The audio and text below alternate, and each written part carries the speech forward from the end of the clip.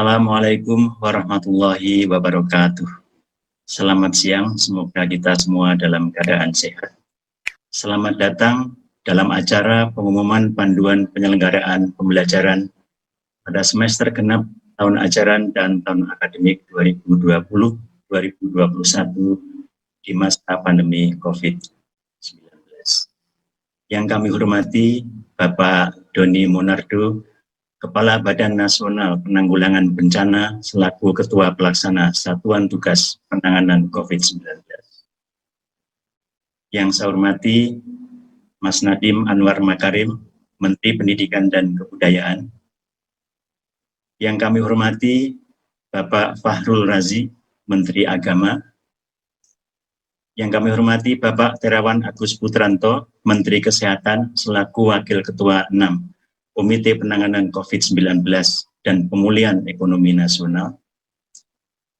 Yang kami hormati Bapak Muhammad Tito Karnavian, Menteri Dalam Negeri selaku Wakil Ketua 7 Komite Nasional Penanganan COVID-19 dan Pemulihan Ekonomi Nasional.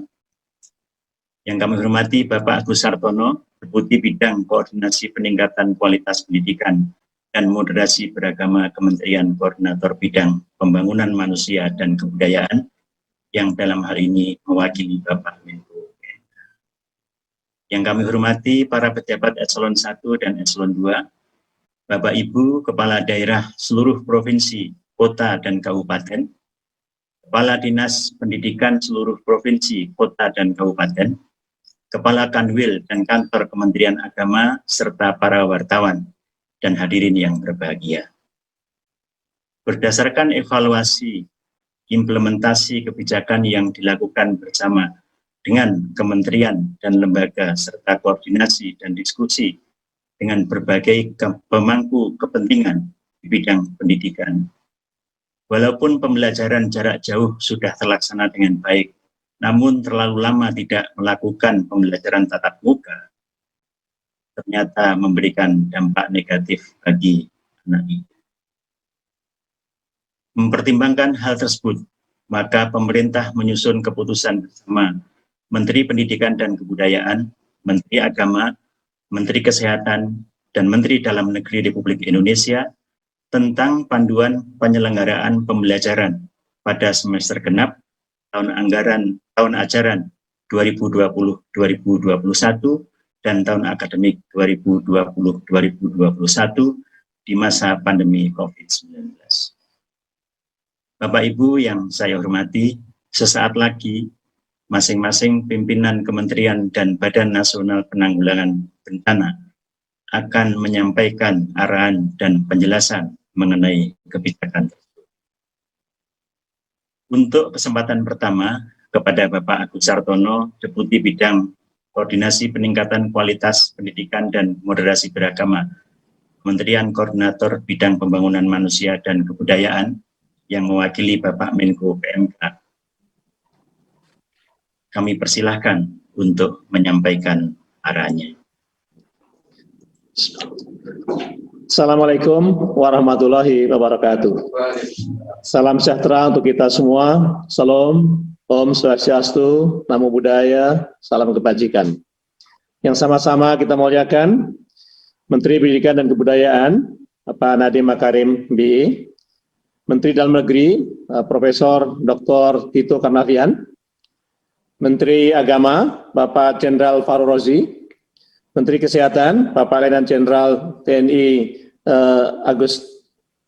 Terawan Agus Putranto, Kepala BNPB, Bapak Letnan Jenderal TNI Doni Monardo, Sekretaris Jenderal, pejabat Eselon 1 di Kementerian dan Lembaga, para Kepala Daerah, Provinsi, Kabupaten Kota, seluruh Indonesia, Kepala Dinas Pendidikan, Provinsi, Kabupaten Kota seluruh Indonesia, Kepala Kantor Wilayah dan Kantor Agama seluruh Indonesia, dan hadirin yang saya hormati.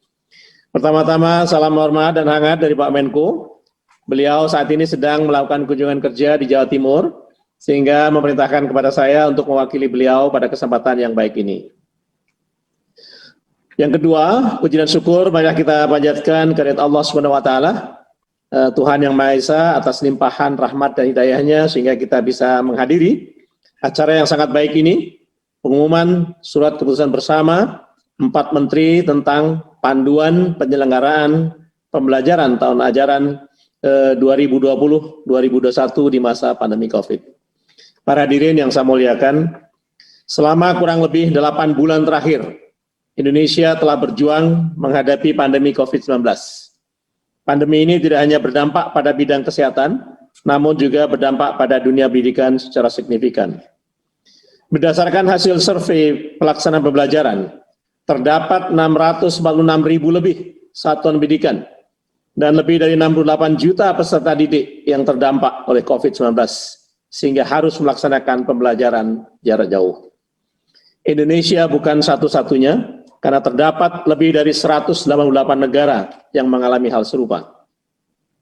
Kondisi geografis, sosial, dan ekonomi yang beragam menyebabkan pembelajaran jarak jauh memiliki tantangan tersendiri bagi setiap daerah. Daerah dengan kondisi yang memadai dapat melaksanakan pembelajaran tatap muka secara virtual melalui video conference atau diskusi kelompok melalui media sosial. Namun hal ini menjadi sesuatu yang sulit dilakukan untuk daerah yang memiliki kondisi tidak memadai.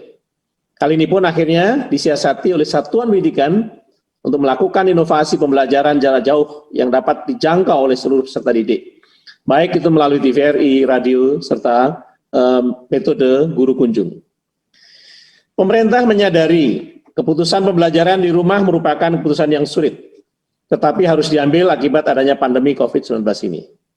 Keputusan diambil demi mengutamakan kesehatan dan keselamatan peserta didik dan tidak mengambil risiko kehilangan satu generasi. Disadari pula bahwa belajar di rumah pasti tidak optimal, karena siswa hanya memperoleh sebagian unsur kompetensi yang harus dikuasai, yaitu unsur knowledge saja. Seperti diketahui, unsur pendidikan terdiri atas knowledge, skill, attitude, dan values. Dan dari keempat aspek tersebut, penyampaian skill tidak dapat terpenuhi karena peserta didik harus melaksanakan praktikum, mengembangkan skill mereka, dan praktikum akan sulit untuk dilakukan saat mereka belajar di rumah. Hal yang sama juga berlaku untuk aspek attitude dan values, yang penting bagi pengembangan karakter peserta didik, karena mereka memerlukan media untuk berinteraksi sesama siswa dan guru. Pemerintah telah 2 kali menerbitkan surat keputusan bersama 4 menteri tentang panduan pembelajaran pada masa pandemi COVID-19. Pada tanggal 15 Juni 2020, diterbitkan SKB pertama yang memuat kebijakan bahwa pembelajaran tatap muka diprioritaskan pada wilayah zona hijau, dimulai dari jenjang pendidikan SMA sederajat, SMP sederajat, disusul dengan jenjang SD sederajat, dan terakhir PAUD. Satuan pendidikan yang berada di zona kuning, oranye, dan merah pada jenjang tersebut dilarang melakukan kegiatan pembelajaran tatap muka dan tetap melanjutkan belajar di rumah. Izin dimulainya pembelajaran tatap muka pada satuan pendidikan didasarkan pada rekomendasi dari pemerintah daerah, Kanwil Kemenak Provinsi, dan atau Kantor Kemenak Kabupaten Kota. Selanjutnya, pada tanggal 7 Agustus 2020, pemerintah menerbitkan relaksasi SKB 4 Menteri yang memuat pokok-pokok kebijakan berupa perluasan izin pembelajaran tatap muka pada zona kuning dan untuk zona daerah kepulauan.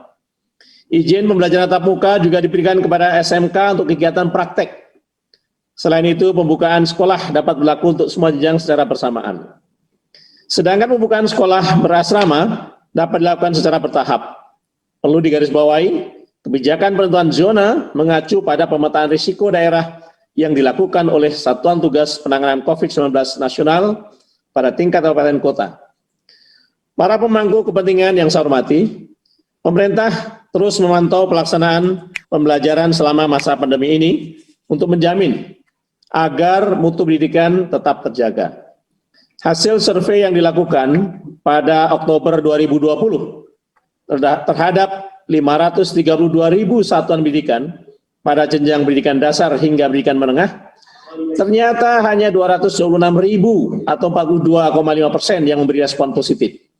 Dari hasil tersebut, tercatat baru sekitar 13% yang sudah kembali melaksanakan pembelajaran tatap muka. Sebagian besar sisanya masih melaksanakan belajar dari rumah. Sistem pembelajaran yang tidak dilakukan dengan tatap muka secara langsung di sekolah memiliki dampak yang negatif terhadap anak.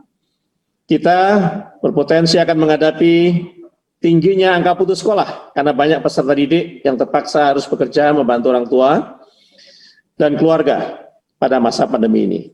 Perbedaan akses dan tingkat kualitas pembelajaran jarak jauh berakibat pada kesenjangan capaian belajar, terutama anak-anak dari sosioekonomi yang berbeda. Selain itu, minimnya interaksi dengan guru, sesama siswa, dan lingkungan luar ditambah dengan tekanan akibat sulitnya pembelajaran jarak jauh menyebabkan stres pada anak. Dengan tinggal di rumah, tercatat banyak anak terjebak kasus kekerasan di rumah tanpa terdeteksi oleh guru. Berbagai masalah yang terjadi di lapangan tersebut perlu diatasi bersama. Penyelesaian dari permasalahan yang ada tidak hanya menjadi tanggung jawab pemerintah pusat, melainkan juga melibatkan pemerintah daerah. Dinas Pendidikan baik provinsi, kabupaten, kota dituntut lebih aktif dalam mengevaluasi kondisi peserta didik dan mutu pembelajaran daerah masing-masing. Dinas Pendidikan bersama Satuan Tugas Penanganan COVID daerah harus bisa mendorong pembukaan sekolah untuk pembelajaran tatap muka dengan tetap memperhatikan disiplin protokol kesehatan. Para menteri yang kami muliakan, para hadirin yang saya hormati, pemerintah menilai perlu diterbitkan kembali penyesuaian terhadap surat keputusan bersama 4 menteri tentang panduan penyelenggaraan pembelajaran pada tahun ajaran 2020-2021 di masa pandemi COVID-19 ini. Penyesuaian kebijakan ini menekankan pentingnya sinergi lintas sektor dalam pemberian izin pembukaan satuan pendidikan. Pemerintah daerah sebagai pihak yang paling memahami kondisi daerah perlu diberikan kewenangan penuh untuk menentukan model pembelajaran yang dinilai paling sesuai. Selain itu, hasil evaluasi terhadap pemantauan yang dilakukan menyimpulkan bahwa karena kondisi kecamatan dan atau desa atau kelurahan dalam satu kabupaten kota dapat sangat berbeda antara yang satu dan yang lain, maka keseragaman pemberian izin pembelajaran tatap muka untuk satu kabupaten kota dinilai kurang sesuai. Meskipun terhadap penyesuaian baru dalam kebijakan pembelajaran, saya tetap mengimbau bahwa kesehatan dan keselamatan peserta didik, pendidik dan tenaga kependidikan, keluarga dan masyarakat merupakan prioritas utama. Dalam hal ini perlu saya mengingatkan Bapak Ibu sekalian untuk memastikan bahwa satuan pendidikan yang mengajukan izin pembelajaran tatap muka harus sudah mengisi daftar periksa kesiapan sekolah. Dari pelaporan pada dashboard kesiapan sekolah, dari 532.000 satuan pendidikan, baru 42,48% yang telah mengisi daftar periksa, sedangkan 57,52% sisanya masih belum merespon. Hal ini penting kami sampaikan agar para bupati, wali kota, dan gubernur mendorong agar satuan pendidikan di daerah masing-masing segera mengupdate kesiapan dari satuan pendidikan dalam melaksanakan pembelajaran tatap muka. Bapak Ibu yang saya hormati, terakhir namun tidak kalah penting, saya menyampaikan bahwa kesuksesan implementasi surat keputusan bersama 4 menteri ini tidak lepas dari komitmen kita bersama untuk terus bersinergi dan menjalin koordinasi yang harmonis, baik di tingkat pusat maupun daerah. Saya sangat mengharapkan dukungan dari pemerintah daerah untuk pelaksanaan SKP 4 menteri ini dengan turut memberikan sosialisasi kepada satuan pendidikan di wilayah masing-masing. Demikian beberapa hal yang dapat disampaikan terkait pengumuman keputusan bersama 4 menteri tentang panduan penyelenggaraan pembelajaran di masa pandemi COVID-19. Akhirnya saya berharap setelah kegiatan ini pemerintah daerah dan seluruh satuan pendidikan dapat menerapkan SKP 4 menteri dengan baik sehingga apa yang menjadi tujuan dari kebijakan ini dapat terwujud, yaitu memenuhi hak layanan pendidikan yang layak bagi seluruh anak Indonesia. Demikian yang dapat kami sampaikan. Assalamualaikum warahmatullahi wabarakatuh. Salam sejahtera bagi kita semua. Salam, Om Swastiastu, Namo Buddhaya, salam kebajikan. Menteri Koordinator Bidang Pembangunan Manusia dan Kebudayaan, Profesor Dr. Muhadjir Effendi, MAP. Terima kasih Bapak Deputi atas arahannya. Bapak-bapak dan ibu-ibu yang saya hormati, Selanjutnya, Bapak Menteri Pendidikan dan Kebudayaan akan menyampaikan penjelasan mengenai panduan penyelenggaraan pembelajaran pada semester genap tahun ajaran dan tahun akademik 2020-2021 di masa pandemi COVID-19. Kepada Mas Menteri, kami persilahkan.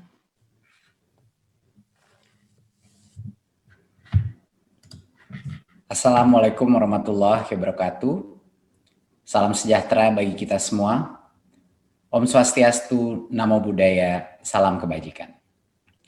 Yang saya hormati Menteri Dalam Negeri Bapak Muhammad Tito Karnavian, Menteri Agama Bapak Fahrul Razi, Menteri Kesehatan Bapak Terawan Agus Putranto, Kepala Badan Nasional Penanggulangan Bencana Bapak Doni Monardo, Deputi Bidang Koordinasi Pendidikan dan Agama Kemenko PMK Bapak Agus Sartono, Sekretaris Jenderal Kemendikbud Bapak Ainun Naim, Juru Bicara Satgas Penanganan COVID-19 Profesor Wiku Adhisa Smito, dan Bapak Ibu yang saya hormati. Izinkan saya menyampaikan paparan yang hari ini berfokus kepada pemberian kewenangan bagi pemerintah daerah dalam menyelenggarakan pembelajaran pada semester genap tahun ajaran dan tahun akademik 2020 ke 2021.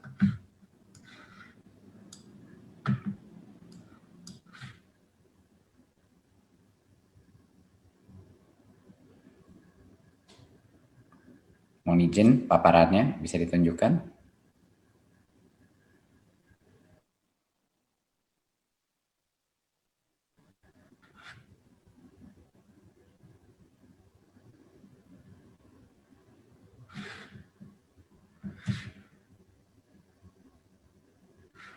Terima kasih. Pada saat ini kami sudah mengevaluasi hasil daripada SKB keempat menteri sebelumnya, dan kami melihat situasi pada hari ini bahwa hanya 13% daripada sekolah melakukan pembelajaran tatap muka, dan sebesar 87% masih melakukan belajar dari rumah. Carta ini menunjukkan berdasarkan zona-zona dari gugus tugas, zona hijau, kuning, oranye, dan merah, dan menunjukkan bahwa di zona kuning dan hijau, di mana sudah diperbolehkan melakukan tatap muka, masih saja banyak sekali sekolah-sekolah yang belum melakukan tatap muka. Dan ini disebabkan beberapa faktor, tapi ini juga menunjukkan bahwa proses untuk persiapan checklist, proses untuk persiapan protokol sekolah tatap muka, itu membutuhkan waktu dan membutuhkan disiplin yang tinggi. Jadi ini sekedar pemotretan situasi pada saat ini, dan banyak juga di zona oranye dan merah, walaupun tidak diperkenalkan terbuka, tapi banyak sekali daerah-daerah, desa-desa, dan kelurahan yang merasa sangat sulit untuk melaksanakan PJJ. Yang berikutnya adalah kita harus menyadari bahwa setelah kita mengevaluasi hasil daripada pembelajaran jarak jauh ini, bahwa dampak negatif yang terjadi pada anak itu suatu hal yang nyata dan bisa sekali kalau terus-menerus dilaksanakan bisa menjadi suatu resiko yang permanen. Resiko pertama adalah ancaman putus sekolah, di mana banyak sekali anak-anak yang harus bekerja atau didorong sama orang tuanya untuk bekerja, dan ini berhubungan dengan situasi ekonomi yang tidak memadai. Banyak juga orang tua yang tidak bisa melihat peranan sekolah dalam proses belajar mengajar kalau ini dilakukan secara daring. Dan ini juga menimbulkan banyak sekali orang tua yang skeptis bahwa PJJ ini adalah suatu hal yang benar-benar berperan dalam pendidikan anaknya, sehingga banyak anak juga dikeluarkan dari sekolah, dan resiko ini akan meningkat semakin lama. Kedua adalah berbagai macam resiko, kendala, tumbuh, dan kembang. Kita sudah mengetahui bahwa di daerah-daerah di mana semakin sulit melakukan PJJ, kesenjangan antara pencapaian pembelajaran di daerah-daerah tersebut dibandingkan dengan daerah-daerah yang lebih mapan dan di kota-kota semakin melebar. Dan tentunya pertumbuhan anak-anak kita juga menjadi resiko yang sangat besar. Keikutsertaan dalam PAUD sejak kita melakukan PJJ ini menurun secara drastis, dan APK PAUD ini juga bisa menjadi tren yang akan punya dampak permanen karena banyak sekali anak-anak PAUD yang sekarang tidak sekolah. Dan tentunya resiko learning loss, resiko bahwa ada satu generasi di Indonesia, anak-anak kita yang hilang pembelajarannya dan harus mengejarnya, dan mungkin sebagian akan ketinggalan dan tidak bisa mengejar kembali pada saat kembali sekolah. Jadinya ini adalah suatu urgensi yang sangat penting. Di luar itu tidak kalah pentingnya adalah psikososial dan dampak stres kepada anak-anak kita. Minimnya interaksi anak-anak kita dengan guru, dengan teman-temannya, dengan lingkungan di luarnya, yang menyebabkan tingkat stres di dalam rumah tangga, baik orang tua maupun anak-anak, meningkat secara drastis. Dan ini akan punya dampak permanen juga kepada psikososial anak-anak kita. Seperti yang kita tahu, tidak ada yang namanya pembelajaran tanpa keamanan, perasaan keamanan dan harmoni psikologis dari anak-anak kita. Dan tentunya peningkatan insiden-insiden kekerasan yang terjadi di dalam rumah tangga juga meningkat. Dan ini harus menjadi salah satu pertimbangan kita yang terpenting. Berikut. Penentuan kebijakan ini harus berfokus kepada daerah. Kami terus mendapatkan berbagai macam permintaan dari berbagai macam kepala daerah, kepala dinas untuk meminta pada pemerintah pusat bahwa walaupun zona itu ditentukan per kabupaten, ada banyak sekali desa-desa, ada banyak sekali kecamatan-kecamatan yang menurut evaluasi mereka relatif aman, dan desa-desa tersebut sangat sulit melakukan PJJ. Jadi pemerintah daerah ini adalah pihak yang paling mengetahui, bukan pemerintah pusat, paling mengetahui kondisi dan kebutuhan dan keamanan situasi COVID di daerahnya sendiri. Kondisi dan kebutuhan dari setiap kecamatan atau desa kelurahan dapat bisa sangat bervariasi ya dengan satu dan lainnya.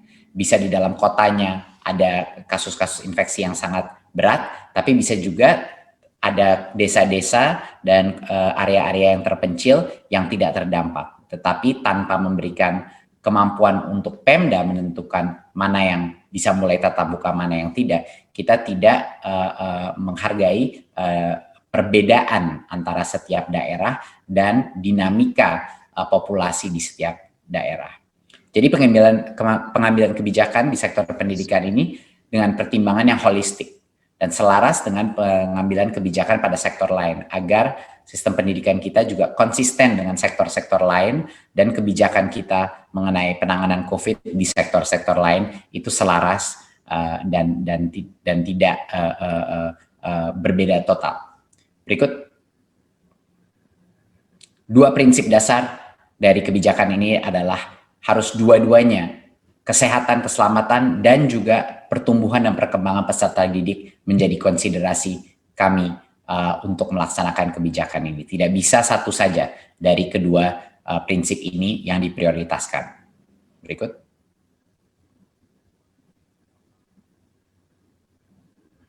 Ya.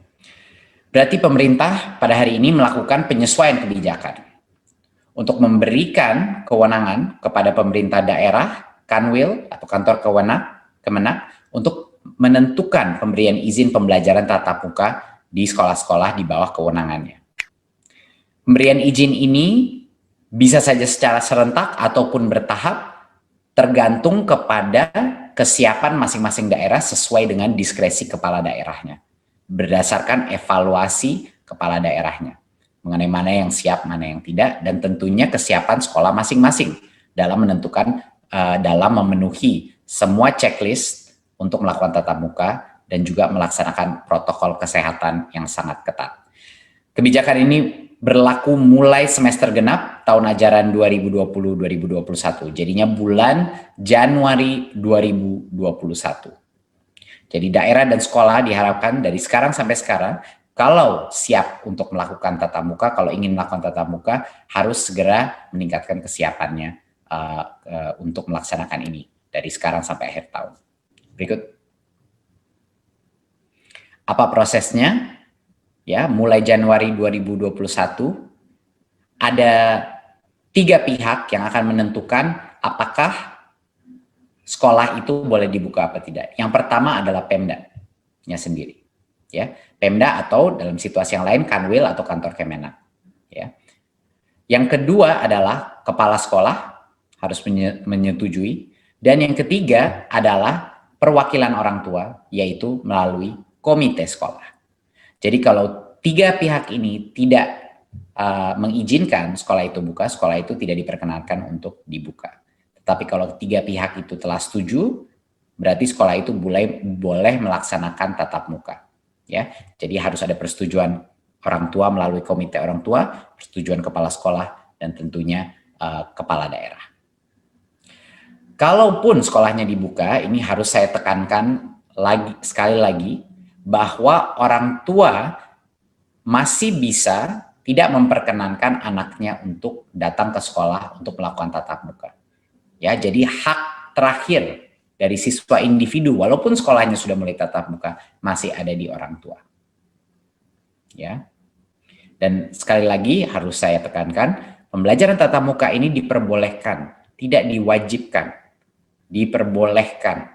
Dan keputusan itu ada di Pemda, kepala sekolah, dan orang tua, yaitu komite sekolah. Perbedaan besar ini dari SKB sebelumnya adalah peta zonasi resiko dari Satgas COVID tidak lagi menentukan pemberian izin pembelajaran tatap muka, tapi Pemda yang akan menentukan, sehingga mereka bisa memilah daerah-daerah dengan cara yang lebih granular, lebih mendetail. Berikut. Ini adalah salah satu contoh untuk mengilustrasi bahwa bagi kepala daerah, mereka bisa melakukan pembukaan itu secara serentak atau secara bertahap. Jadi di kecamatan tertentu mungkin akan dibuka yang tahap pertama, tahap kedua, tapi ini adalah kewenangan daripada pemerintah daerah. Ya, tidak harus semuanya serentak, tidak harus bertahap kalau mau, ini adalah keputusan dari Pemda. Jadi fleksibilitas ini diberikan berdasarkan evaluasi Pemda terhadap tingkat keamanan kesehatan COVID di daerah-daerahnya masing-masing. Berikut. Ini sangat penting untuk Bapak-Bapak Kepala Dinas, Bapak Kepala Daerah, faktor yang perlu menjadi pertimbangan Pemda dalam pemberian izin. Yang jelas adalah tingkat risiko penyebaran COVID. Kedua, kesiapan fasilitas pelayanan kesehatan.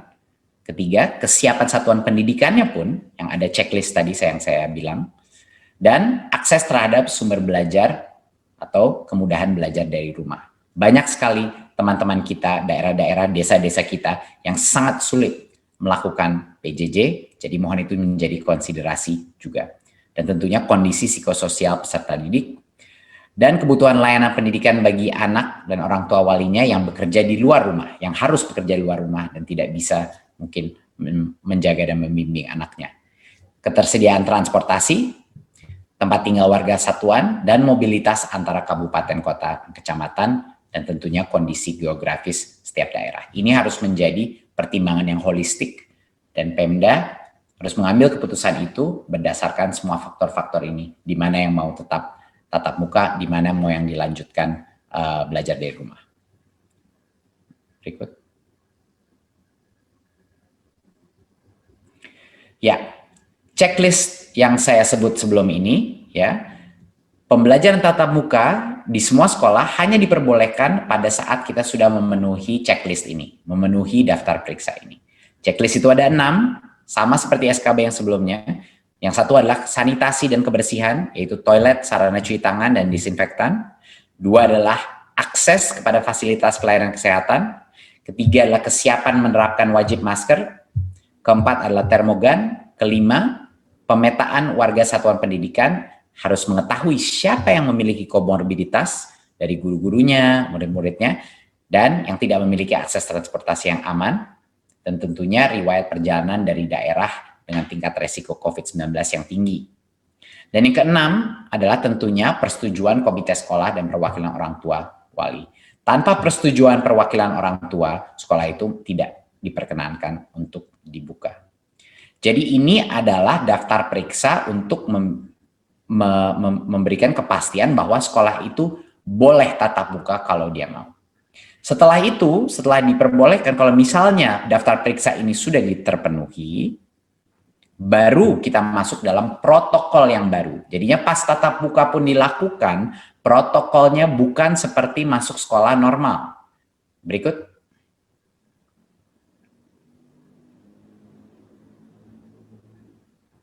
Ya, ini adalah salah satu poin yang terpenting, dan banyak sekali juga masih ada mispersepsi bahwa kalau kita melakukan pelajaran tatap muka, bahwa itu seperti sekolah biasa. Ini tidak benar, dan mohon juga dibantu disosialisasikan di masing-masing daerah, bahwa kalaupun sekolah itu sudah memenuhi semua kriteria dan checklist untuk melaksanakan pembelajaran tatap muka, protokol kesehatan yang ketat harus masih dilaksanakan. Ya, yang pertama ini adalah standar. Yang pertama yang terpenting adalah kapasitas maksimal itu sekitar 50% dari rata-rata. Jadinya mau tidak mau semua sekolah harus melakukan rotasi atau shifting. Ya, tidak boleh kapasitas full. Harus dengan rotasi. Jadinya pasti di satu saat hanya mungkin setengah dari anak-anak ada di sekolah di satu tempat. Mohon ini ditekankan berkali-kali kepada semua kepala dinas, saya mohon ditetapkan. Ini harus jumlah maksimal peserta didik di PAUD hanya 5 anak. Biasanya kan 15, sekarang 5. Jumlah peserta didik di pendidikan dasar menengah 18 anak maksimal per kelas, yang biasanya 36, dan untuk SLB maksimal 5 anak. Jadi sistem bergiliran atau shifting ini harus dilakukan. Dan karena itu, hanya dengan jalan itu kita bisa menjaga jarak sampai dengan minimal 1,5 meter. Social distancing 1,5 meter di dalam kelas. Ya. Dan tentunya perilaku wajibnya harus pakai masker. Tidak ada negosiasi di sini. Semua anak, guru, semua tenaga pendidik harus memakai masker. Cuci tangan sabun, menjaga jarak, dan menerapkan etika batuk dan bersin. Lalu berikut.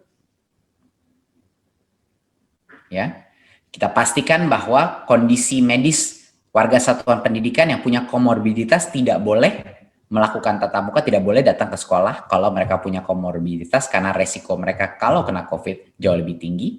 Ya.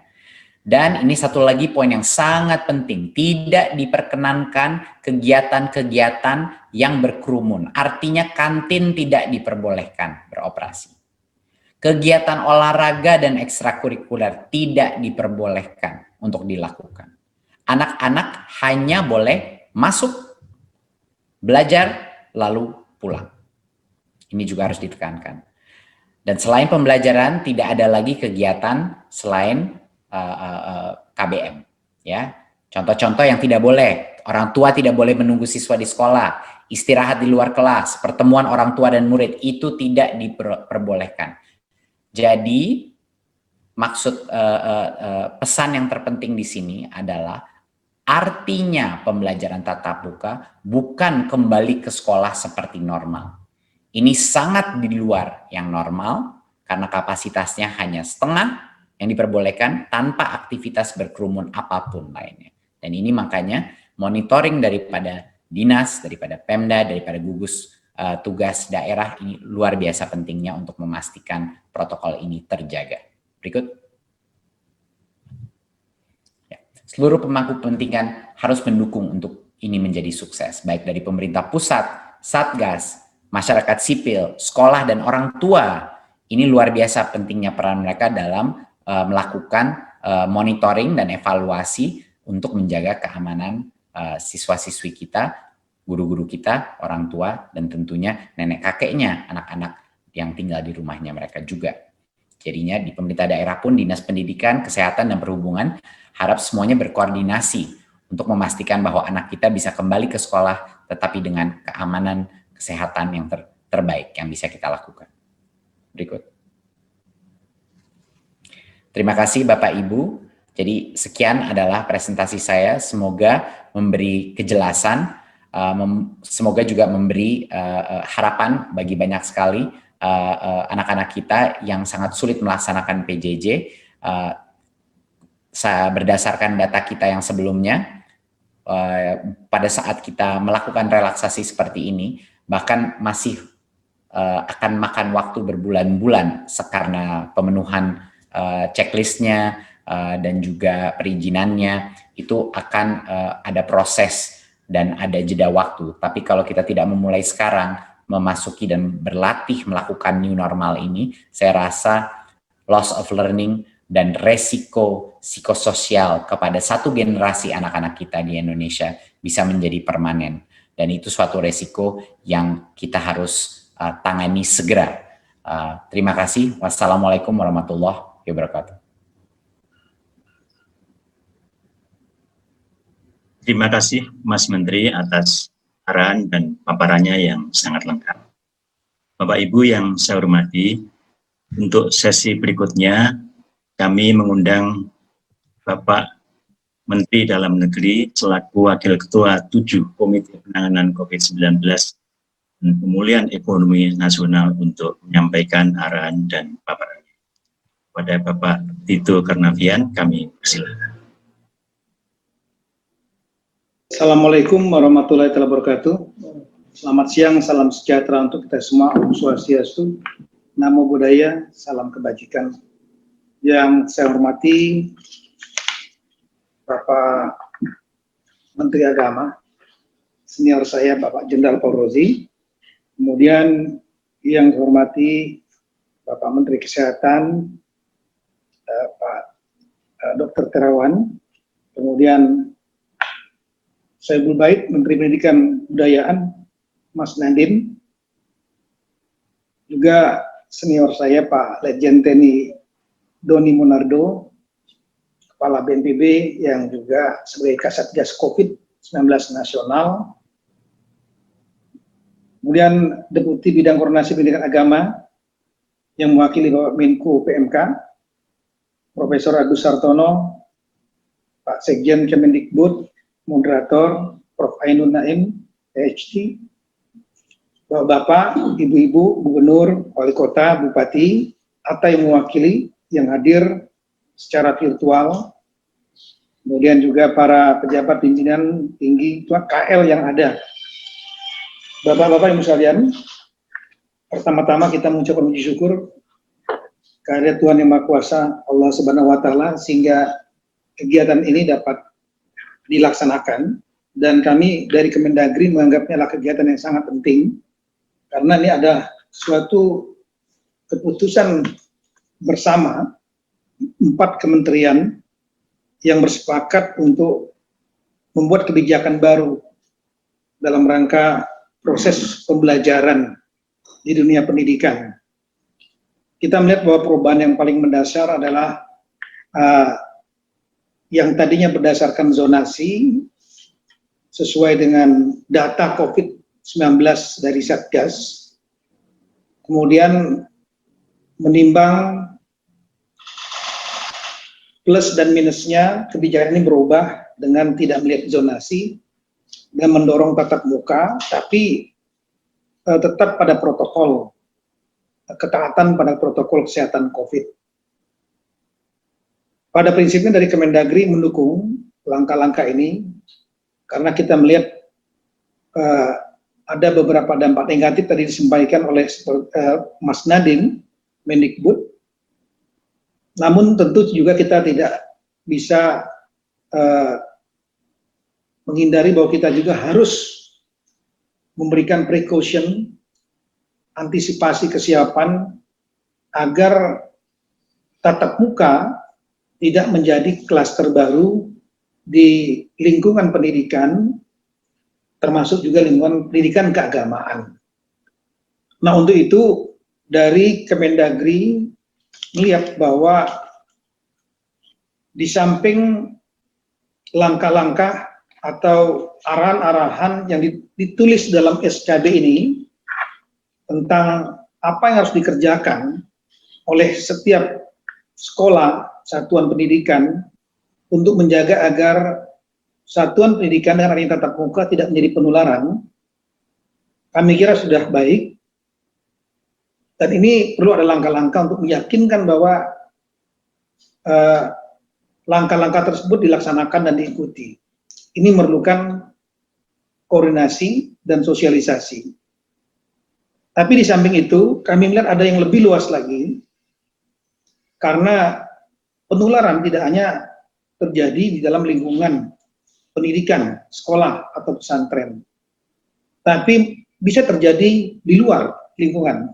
Kami baru saja mendapatkan baca data dari Jerman, dari Hamburg, itu menyampaikan bahwa ya, judulnya ini di channel News Asia hari ini. Jadi most children caught COVID-19 outside school, German data. Itu dari 472 sekolah di Hamburg, 171 sekolah terinfeksi. Kemudian 78% dari 372 anak-anak yang terinfeksi pada saat masa summer dan autumn kemarin, itu tertularnya adalah di luar sekolah. Artinya kita juga perlu melakukan precaution, langkah-langkah agar anak-anak kita dengan adanya tatap muka, mereka akan melakukan mobilitas dari rumah yang tadinya belajar dari rumah, mereka harus bergerak menuju sekolah. Ini artinya sistem transportasi kita, transportasi publik, juga Dinas Perhubungan daerah masing-masing harus meyakinkan transportasi publik juga sesuai dengan menyesuaikan prinsip protokol. Karena nanti akan ada lonjakan jumlah penumpang dari anak-anak sekolah.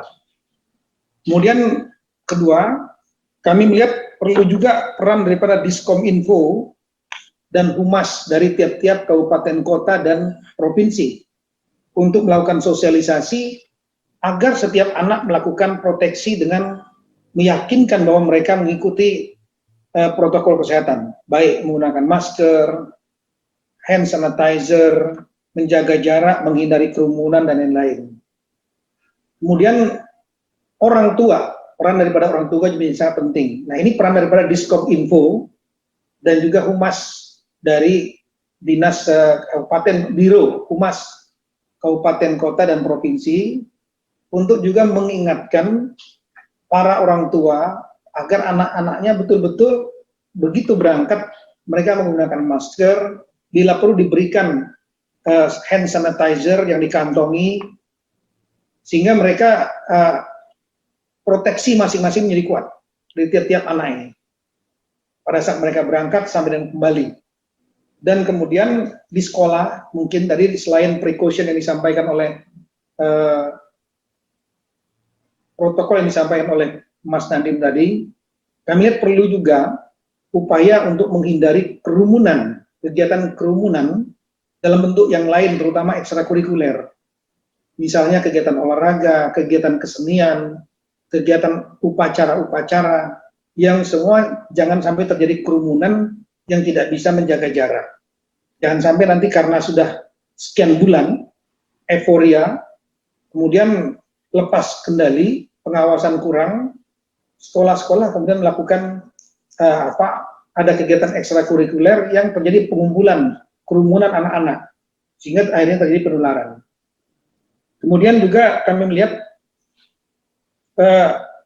perlu ada satuan SKPD yang lain di daerah yang perlu untuk juga ikut berkontribusi, yaitu Dinas Kesehatan.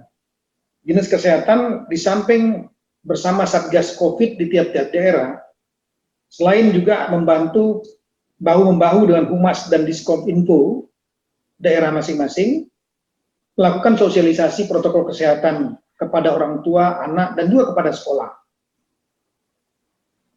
Di samping itu juga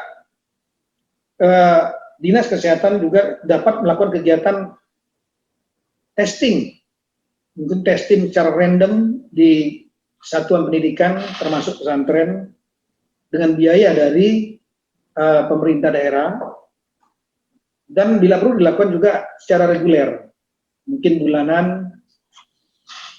Dan yang berikutnya lagi adalah meningkatkan kapasitas kesehatan, terutama fasilitas karantina di tiap-tiap daerah. Kalau ternyata terjadi klaster baru, maka secepatnya untuk dilakukan karantina. Artinya tiap daerah Dinas Kesehatan harus menyiapkan tempat-tempat karantina.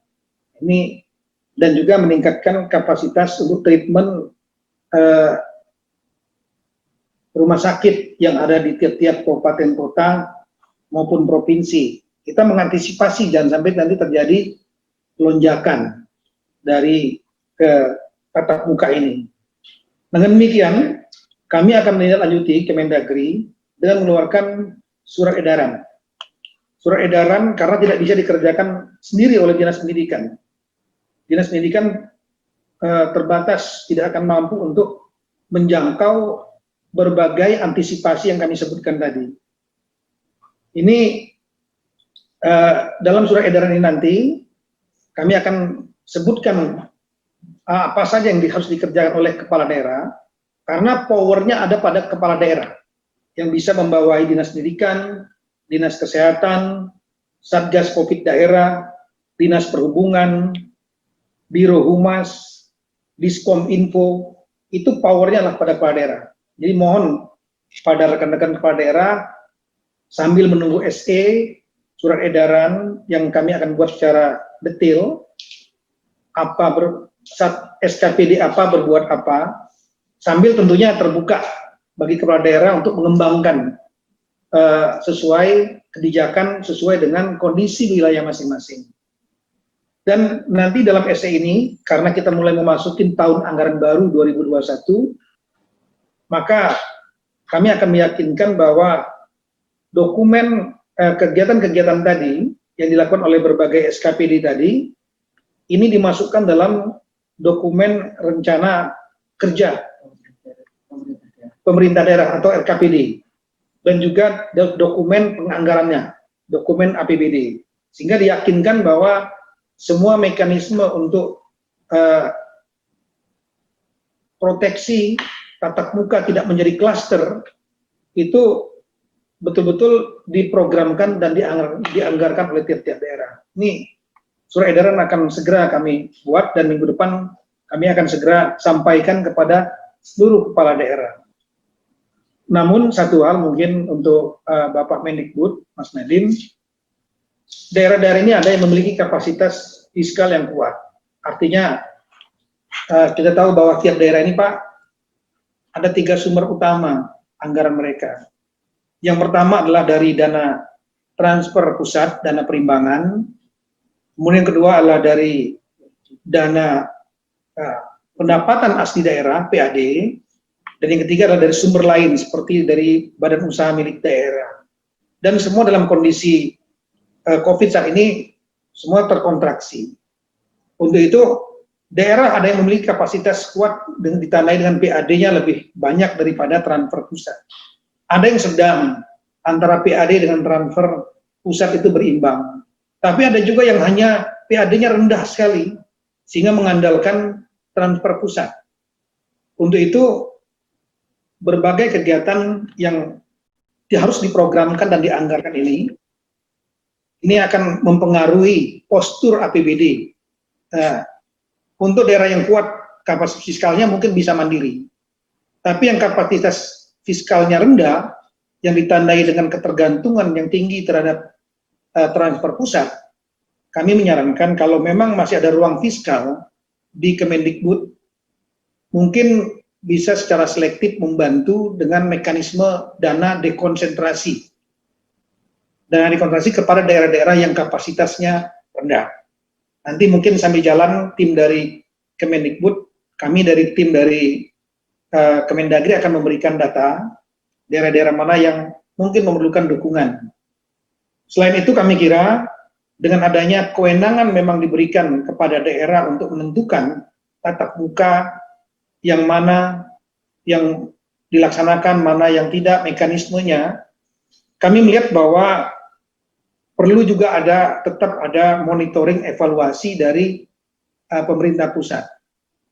Untuk itu kami kira dari Kemendikbud perlu membuat tim monitoring evaluasi yang melaksanakan kegiatan MONEF secara reguler. Secara reguler dengan mengikutsertakan KL-KL yang lain, kami juga siap dari saya kira yang masuk dalam keempat kementerian plus Satgas Covid ini bisa melakukan monitoring secara reguler bulanan. Bila terjadi klaster karena tatap muka, dan daerah sudah bertindak, maka kita tinggal memperkuat. Tapi kalau daerah, kepala daerah belum bertindak atau kurang bertindak secara cukup, maka ini perlu dukungan dari pusat. Ini kami kira apa yang perlu kami sampaikan. Terakhir, kepada rekan-rekan gubernur sebagai wakil pemerintah pusat di daerah, juga kami mohon nanti pada saat melakukan review RKPD maupun APBD, itu kewenangannya pada gubernur. Itu RKPD APBD tingkat 2, yaitu kota dan kabupaten. Mohon kepada Bapak Gubernur dengan staf ini dapat betul-betul melihat apakah semua langkah-langkah untuk memagari, membantu agar kegiatan tatap muka ini berjalan lancar, karena ini melibatkan beberapa SKPD. Ini betul-betul diyakinkan itu teranggarkan dan terprogramkan dalam dokumen RKPD dan APBD yang ada di tingkat 2. Sedangkan evaluasi untuk tingkat provinsi akan dikerjakan oleh Kemendagri, baik dari Dirjen Bamda maupun Dirjen Pembinaan Keuangan Daerah. Ini akan kami kerjakan. Kami kira itu yang kami sampaikan. Sekali lagi terima kasih banyak. Kami dari Kemendagri siap untuk mendukung. Assalamualaikum warahmatullahi wabarakatuh. Waalaikumsalam warahmatullahi wabarakatuh. Terima kasih Bapak Menteri Dalam Negeri atas arahannya yang sangat jelas dan juga dukungannya mengenai tindak lanjut dari pelaksanaan kebijakan-kebijakan. Bapak dan Ibu-Ibu yang saya hormati, selanjutnya kami akan mengundang Bapak Menteri Agama untuk menyampaikan arahan dan paparannya. Kepada Bapak Fahrul Razi, kami undang. Assalamualaikum warahmatullahi wabarakatuh. Selamat siang, salam sejahtera untuk kita semua. Yang saya hormati Menteri Koordinator Bidang Pembangunan Manusia dan Kebudayaan, dalam hal ini yang diwakili oleh Pak Agus Sartono. Yang saya hormati Menteri Pendidikan dan Kebudayaan, Pak Nadiem Makarim. Yang saya hormati Menteri Dalam Negeri, Pak Tito Karnavian. Yang saya hormati Menteri Kesehatan Pak Terawan, yang saya hormati Kepala Badan Nasional Penanggulangan Bencana Pak Doni Monardo, yang saya hormati Moderator Pak Sekjen Mendikbud Pak Ainun Naim, para guru dan dosen yang saya muliakan. Pertama-tama terima kasih kepada Pak Mendikbud yang telah memberikan penjelasan yang sangat tinggi, isi substansi yang sangat mendalam, isi substansi yang telah kita tanda tangani. Terima kasih juga kepada Pak Mendagri yang telah memberikan masukan-masukan untuk mensupport kegiatan kita bersama itu. Saudara-saudara, anak-anakku, siswa dan mahasiswa yang saya sayangi dan cintai, saudara sekalian hadirin yang berbahagia, pandemi COVID-19 saat ini membawa dampak serius dalam berbagai sektor, sebagaimana kita tahu bersama, termasuk sektor pendidikan.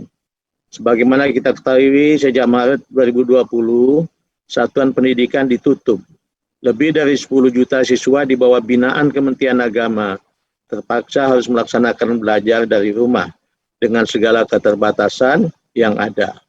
Lebih dari 10 juta siswa di bawah binaan Kementerian Agama yang terdampak akibat COVID-19 itu pada dasarnya tidak bisa menerima pelajaran sebagaimana kita harapkan bersama. Saya kira sama dengan yang tadi, testimoni yang disampaikan oleh salah satu adik-adik kita tadi. Kesehatan menjadi hal yang sangat penting pada saat ini. Karena kita mengalami penutupan sekolah, madrasah, dan dampak lainnya dari pandemi COVID-19 dalam sektor pendidikan, Kementerian Agama telah melakukan beberapa langkah untuk mendukung pembelajaran dari rumah melalui platform e-learning madrasah. Platform ini memungkinkan guru untuk mengadakan kelas jarak jauh melalui konferensi video secara terintegrasi, menggugah materi belajar dan tugas-tugas, menerapkan kuis dan tes online, dan siswa dapat mengirimkan tugas mereka serta mengakses bahan ajar secara online. Kami juga telah bermitra dengan operator telekomunikasi untuk memberikan subsidi bagi para guru dan siswa agar mereka dapat mengakses internet menggunakan ponsel mereka untuk pembelajaran jarak jauh dan memberikan pelatihan serta dukungan lain untuk guru yang menggunakan platform pembelajaran online. Hal ini termasuk menyediakan panduan kurikulum darurat bagi para guru agar mereka dapat terus mengajar dengan platform online secara efektif selama keadaan seperti pandemi ini. Kementerian Agama juga mengambil kebijakan fleksibilitas, penggunaan dana BOS untuk mendukung efektivitas dan keberhasilan belajar dari rumah. Meskipun demikian, kita semua akui ternyata untuk saat ini opsi pembelajaran tatap muka di kelas masih menjadi pilihan yang paling efektif. Hal ini dikarenakan masih terjadi ketimpangan dalam hal kesiapan infrastruktur dan jaringan IT, kesiapan silabus dan kurikulum darurat, dan juga kesiapan dan budaya, serta literasi digital guru dalam menjalankan pembelajaran jarak jauh di masa pandemi ini. Terlepas dari persoalan pandemi sebenarnya, saya kira transformasi digital dalam pembelajaran merupakan sebuah keniscayaan, baik masih ada pandemi COVID-19 atau tidak. Saya betul-betul berharap permasalahan-permasalahan yang ada tadi harus menjadi titik tolak untuk pembuatan peta jalan, pengembangan digitalisasi pendidikan yang sistematik dan terukur. Saya juga berharap pandemi ini akan mengajarkan banyak hal, termasuk bagaimana kita mengelola tantangan disrupsi belanja anggaran pendidikan tahun ini dan tahun-tahun mendatang. Saya akan memberikan perhatian soal ini, agar belanja anggaran pendidikan di Kementerian Agama, khususnya mulai harus diprioritaskan untuk mengatasi hambatan-hambatan pembelajaran. Kita jadikan pandemi COVID-19 ini sebagai titik tolak disrupsi dan inovasi kebijakan pendidikan yang ramah anak.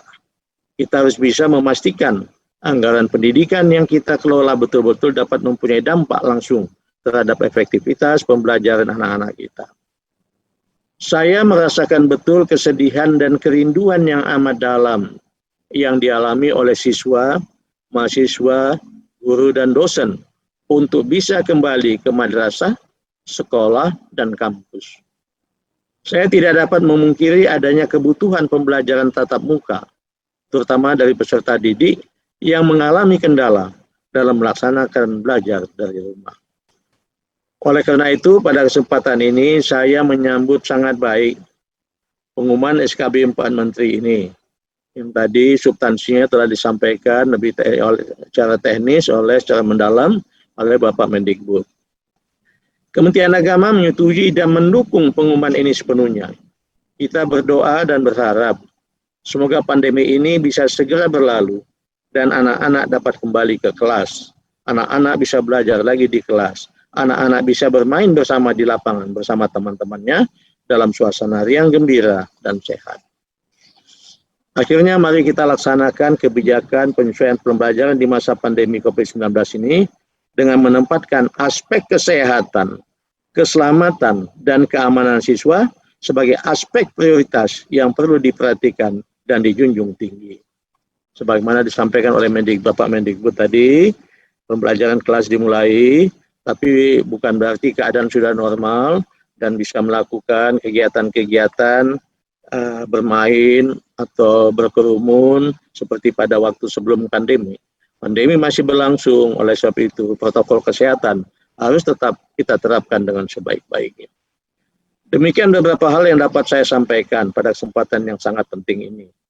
Dengan senantiasa memohon ridho dari Allah Subhanahu wa Ta'ala, Tuhan yang Maha Esa, semoga rumusan kebijakan yang kita hasilkan pada kesempatan ini dapat bermanfaat dan menjadi solusi atas kebutuhan akan keberlangsungan hak belajar bagi anak-anak kita demi masa depan mereka semua. Terima kasih. Wassalamualaikum warahmatullahi wabarakatuh. Waalaikumsalam. Terima kasih Bapak Menteri Agama atas saran dan dukungannya terhadap kebijakan mengenai pembelajaran ini. Selanjutnya kami akan mengundang Bapak Kepala BNPB untuk menyampaikan arahan dan penjelasan mengenai penyelarasan penentuan kebijakan pada sektor pendidikan di tingkat daerah dengan sektor lainnya. Kepada Bapak Doni Monardo kami. Terima kasih Bapak Moderator. Assalamualaikum warahmatullahi wabarakatuh. Selamat sore, salam sejahtera untuk kita semuanya. Salam, Om Swastiastu, Namo Buddhaya, salam kebajikan. Yang sama-sama kita hormati Bapak Menko PMK yang dalam hal ini diwakili oleh Deputi Bidang Koordinasi Pendidikan dan Agama, Bapak Profesor Agus Sartono. Yang kita hormati dan kita banggakan, Bapak Menteri Pendidikan dan Kebudayaan, Bapak Nadiem Anwar Makarim. Yang saya hormati Bapak Menteri Agama, Bapak Fahrul Razi, dan juga Bapak Menteri Dalam Negeri, Bapak Tito Karnavian. Yang saya hormati Bapak Sekjen Kemendikbud, para gubernur dan bupati wali kota yang berkenan hadir pada acara webinar kali ini, dan seluruh peserta sekalian yang kami hormati. Sudah sangat banyak sekali penjelasan dari para menteri dan juga disampaikan oleh Pak Agus Sartono mewakili Bapak Menko PMK. Pada prinsipnya Satgas Penanganan COVID-19 sangat mendukung kebijakan dan keputusan bersama 4 menteri dalam membuat ketentuan baru sistem belajar dalam masa pandemi ini. Memang harus kita akui tidak mudah untuk mendapatkan sebuah program yang ideal dalam kegiatan belajar mengajar. Di banyak tempat masih terdapat daerah-daerah yang sulit sekali sinyal untuk menyelenggarakan kegiatan belajar online.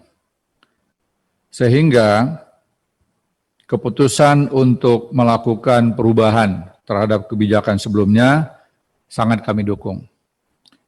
Dan juga evaluasi dari implementasi 2 surat keputusan bersama sebelumnya juga memadai masukan dari pemerintah daerah, termasuk dari orang tua murid dan juga para murid.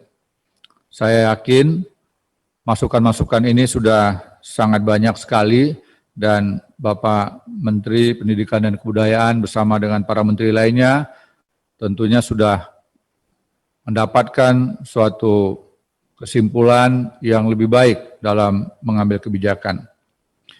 Oleh karenanya, ke depan pemerintah daerah sebagai pihak yang paling memahami kondisi daerahnya perlu mengambil peran lebih dan kewenangan penuh untuk menentukan model pembelajaran yang dinilai paling sesuai dan selaras dengan kebijakan sektor lainnya. Jadi kita ketahui selama ini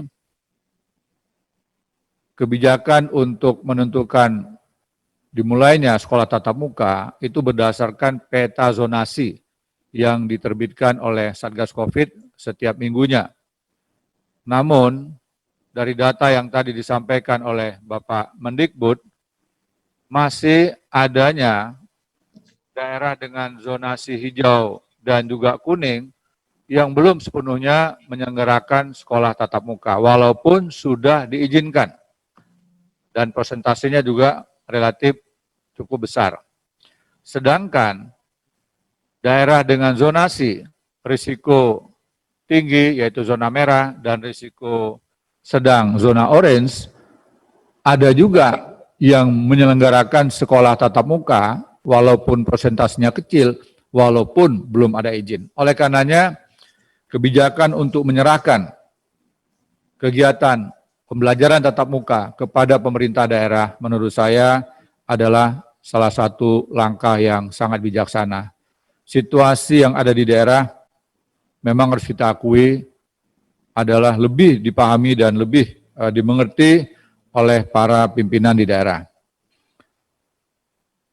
Pembelajaran tatap muka tidak harus serentak se-kabupaten kota, tapi bisa bertahap di tingkat kecamatan, kelurahan, desa, dengan tetap menekankan pada penekanan laju penyebaran virus COVID dengan menerapkan protokol kesehatan yang sangat ketat sebagaimana tadi yang telah disampaikan oleh Bapak Mendikbud.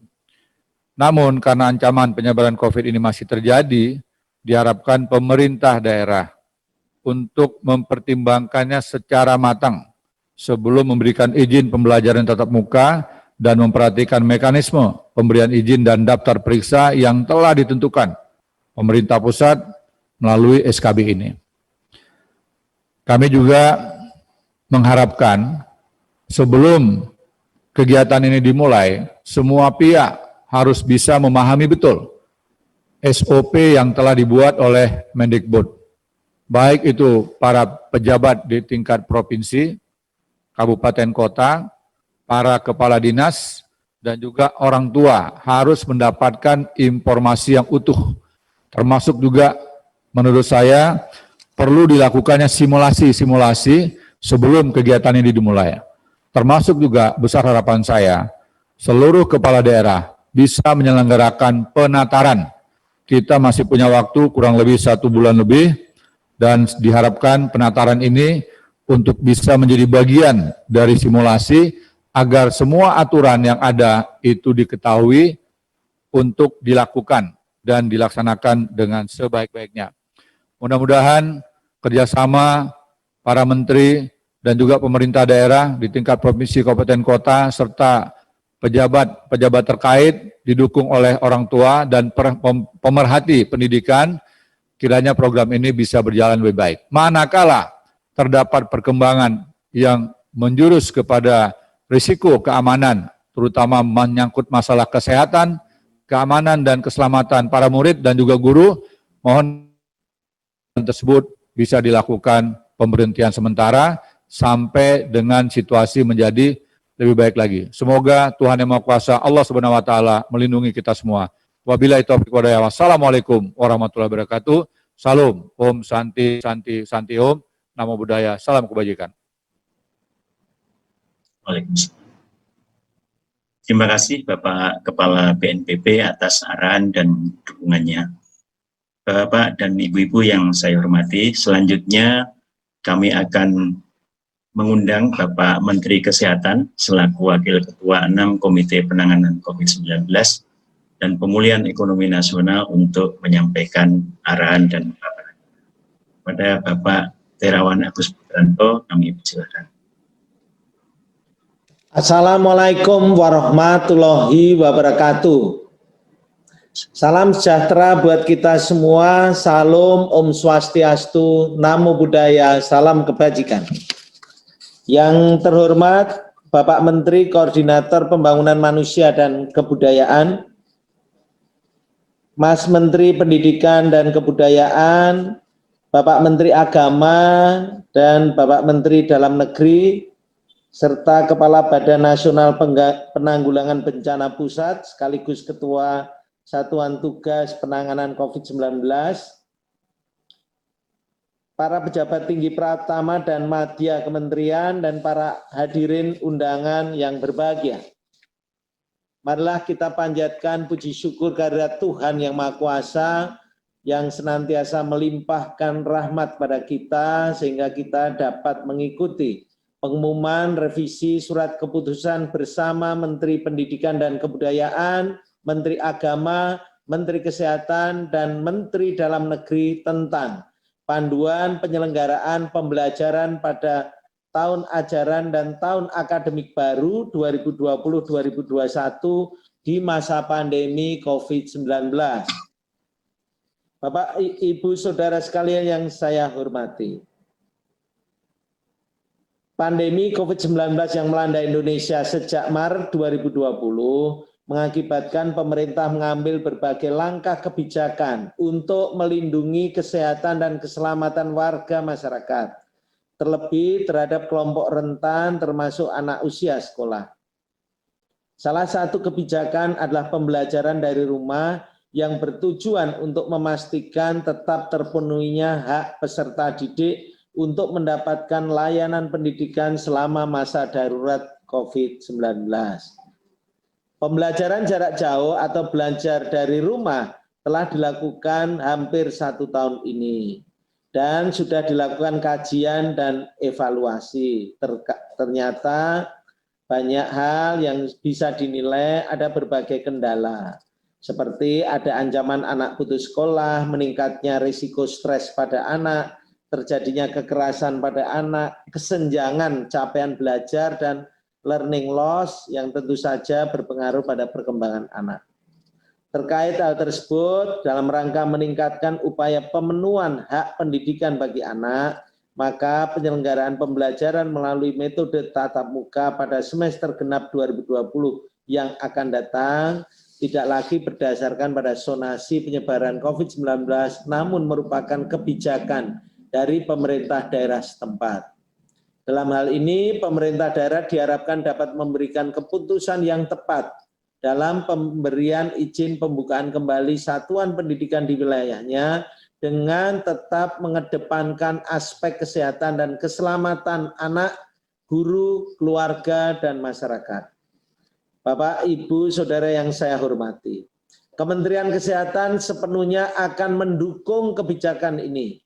Kami berkomitmen untuk meningkatkan peran puskesmas, melakukan pengawasan dan pembinaan pada satuan pendidikan dalam penerapan protokol kesehatan, di samping terus meningkatkan kesiapan fasilitas pelayanan kesehatan dan pencegahan serta pengendalian COVID-19. Sebelum mengakhiri, kami menghimbau untuk kita bersama-sama berupaya terus meningkatkan pendidikan, kesehatan, dan keselamatan bagi anak-anak kita sebagai generasi penerus bangsa menuju Indonesia maju. Penerapan protokol kesehatan seperti menggunakan masker, menjaga jarak aman, serta sering mencuci tangan merupakan adaptasi kebiasaan baru yang harus diterapkan dengan disiplin tinggi agar kita dapat tetap sehat dan selamat dalam melewati pandemi COVID-19 ini. Terima kasih. Wassalamualaikum warahmatullahi wabarakatuh. Om Santi Santi Santi Om. Terima kasih kepada Bapak Menteri Kesehatan yang telah memberikan arahan dan dukungannya. Bapak-bapak dan ibu-ibu yang saya hormati, kita telah mendengarkan semua arahan dari para pimpinan, para menteri, dan kepala BNPB. Selanjutnya kita akan masuk ke sesi tanya-jawab, dan untuk itu saya akan membacakan dua pertanyaan yang mirip. Pertama dari Mbak Rini Hairani dari RRI, dan juga pertanyaan dari Weni Harimulyati dari Sinar Harapan. Pertanyaannya adalah, bagaimana pusat dan dinas di daerah berkoordinasi dalam melakukan pemetaan? Pasalnya dalam temuan KPAI juga saat revisi SKP sebelumnya, banyak sekolah yang melanggar penerapan sarana protokol kesehatan. Kemudian pertanyaan berikutnya adalah, bagaimana mengoptimalkan peran dinas-dinas di daerah supaya implementasi kebijakan pendidikan di masa pandemi ini berjalan baik. Untuk pertanyaan tersebut, kami mohon Bapak Kepala BNPB untuk menjawab lebih dahulu, nanti oleh Bapak Menteri lainnya. Kami persilakan Bapak Doni Monardo. Terima kasih Bapak Moderator. Dari kami Satgas, saya pikir seluruh ketentuan yang sudah dibuat oleh SKB 4 Menteri, ini harus dipahami dulu oleh para pengambil kebijakan di daerah, mulai dari gubernur, bupati, wali kota, termasuk seluruh kepala dinas, dan juga penyelenggara pendidikan.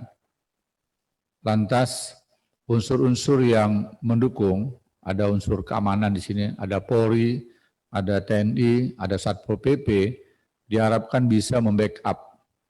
Artinya apa? Ketika masih terjadi pelanggaran terhadap protokol kesehatan, harus segera dilakukan langkah-langkah mulai pemberitahuan, peringatan, bahkan mungkin yang terakhirlah sanksi. Dan di sini perlu adanya suatu ketegasan dari semua pemangku kepentingan. Untuk mekanisme yang berhubungan dengan medis, apabila terdapat langkah-langkah yang kiranya membahayakan, tentunya di sini peran dari Dinas Kesehatan untuk bisa lebih optimal. Dan kita berharap para pimpinan di daerah juga lebih menyiapkan fasilitas untuk screening kepada sekolah-sekolah. Karena tidak menutup kemungkinan bahwa anak didik ini pada saat berangkat dari rumah, mereka menjelaskan kepada orang tuanya akan langsung ke sekolah. Tapi bisa jadi di tengah perjalanan mereka ketemu dengan pihak lain atau temannya, lantas mengajak bermain ke daerah-daerah yang mungkin punya risiko yang tinggi. Nah, di sini juga kita harapkan perhatian dari masyarakat terhadap anak-anak didik yang kiranya tidak melakukan aktivitas belajar di sekolah, ditemukan di tempat-tempat publik, mohon ini bisa diingatkan. Bahwa kita harus sepakat semua, masa pandemi ini setiap anak yang menggunakan pakaian sekolah atau ada atribut sekolah, berangkat dari rumah menuju ke sekolah dan harus segera kembali ke rumah, bukan ke tempat lain yang berisiko tinggi. Kenapa ini penting sekali? Mungkin karena anak-anak usia belasan tahun ini secara fisik, kemampuan daya tahannya baik, imunitasnya tinggi, bisa saja mereka sudah positif COVID, asimptomatik atau OTG, namun tidak ada gejala. Lantas ketika mereka kembali ke rumah, mereka bertemu dengan orang tuanya, dan di antara keluarga tersebut ada yang komorbid dan lansia, maka risikonya sangat tinggi. Oleh karenanya penting sekali, saya ulangi lagi, penting sekali pembekalan kepada seluruh penyelenggara pendidikan atau pelajaran tatap muka untuk memahami aturan yang telah dibuat oleh Menteri Pendidikan dan Kebudayaan, didukung oleh Mendagri, Bapak Menteri Kesehatan, dan juga Bapak Menteri Agama. Apabila ini bisa dipatuhi, ditaati, dan dilaksanakan dengan sungguh-sungguh, maka kita bisa mengurangi risiko. Sekali lagi, kerjasama semua pihak sangat penting. Media juga kita harapkan bisa memberikan fungsi kontrol. Manakala terjadi penyimpangan atau ada hal-hal lain yang membahayakan keamanan, keselamatan, dan kesehatan para peserta didik, termasuk guru dan juga orang tua, maka kita perlu mengambil langkah-langkah yang untuk evaluasi, mungkin menutup dulu sementara sampai dengan kondisinya menjadi lebih baik kembali. Demikian yang dapat kami sampaikan. Terima kasih, kami kembalikan pada moderator. Terima kasih Bapak Kepala BNPB dan Ketua Satgas. Selanjutnya kami mempersilahkan Bapak Menteri Dalam Negeri untuk menjawab pertanyaan mengenai koordinasi pusat dan dinas dalam pemetaan serta optimalisasi peran dinas-dinas dalam implementasi. Tadi Pak Menteri Dalam Negeri sudah banyak menjelaskan tentang optimalisasi peran dinas ini, namun kami persilakan juga untuk merespon pertanyaan ini. Kami persilakan. Baik, terima kasih. Kami kira langsung saja. Tadi mekanisme yang biasa kita lakukan dalam rangka menyampaikan informasi kepada pemerintah daerah bisa dilaksanakan secara tertulis dalam bentuk surat edaran atau instruksi, kemudian juga melalui mekanisme langsung via video conference, Zoom, dan lain-lain. Untuk tahap yang awal, sesegera mungkin minggu depan, kami akan segera mengeluarkan surat edaran dengan apa yang sudah kami sampaikan tadi. Saker apa, SKPD apa, berbuat apa. Karena proteksi tidak hanya oleh Dinas Pendidikan di sekolah, tapi juga adalah memerlukan dukungan dari SKPD, Satuan Kerja Pemerintah Daerah, komponen-komponen daerah yang lainnya. Tadi Biro Hukum, Biro Humas, saya ulangi, Biro Humas, kemudian Diskom Info, Dinas Perhubungan, Dinas Kesehatan, untuk memperkuat Dinas Pendidikan. Dalam rangka proteksi bukan hanya di sekolah, tapi juga pada saat berangkat dan pergi, sosialisasi kepada anak-anak dan orang tua, dan lain-lain. Itu mekanismenya melalui SE. Kita akan sampaikan surat edaran.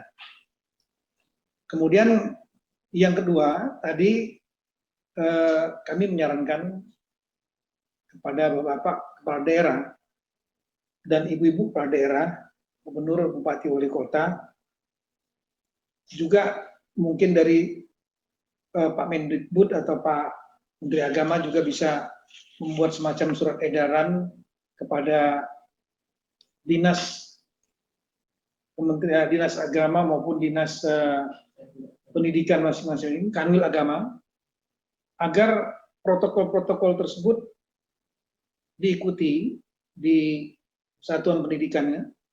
Dan kemudian yang paling utama sekali adalah jangan sampai terjadi adanya kerumunan, baik dalam kegiatan kurikuler maupun yang ekstrakurikuler. Tadi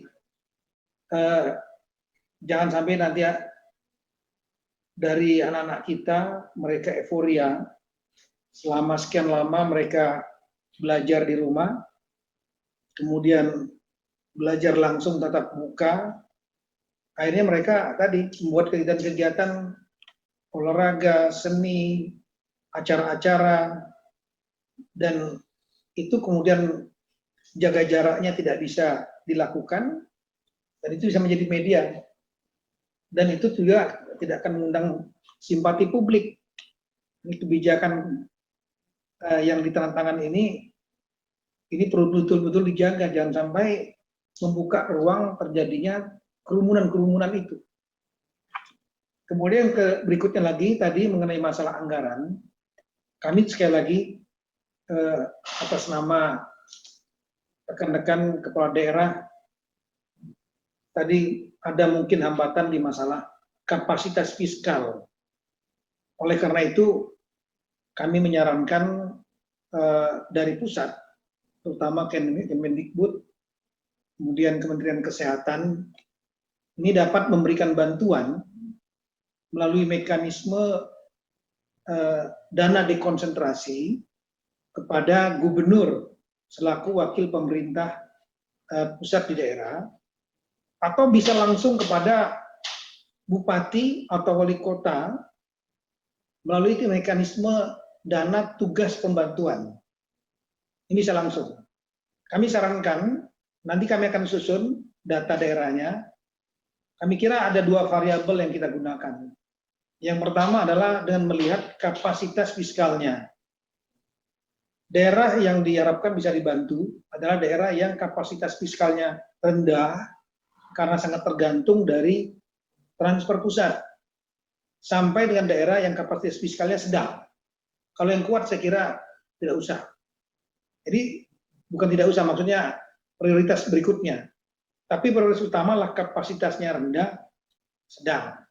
Dan daerah tersebut dari peta zonasi COVID Satgas masuk daerah merah atau oranye. Jadi katakanlah kalau daerah misalnya di daerah itu dia hijau, kemudian kapasitas rendah, kami kira, dan mereka melakukan tatap muka, itu prioritas nomor 2 untuk diberikan dana dekon melalui gubernur atau dana tugas perbantuan langsung kepada bupati atau wali kota. Tapi kalau di daerah itu daerahnya memang zonanya merah, oranye, dan kapasitasnya keuangannya rendah atau sedang, itu yang perlu diberikan bantuan.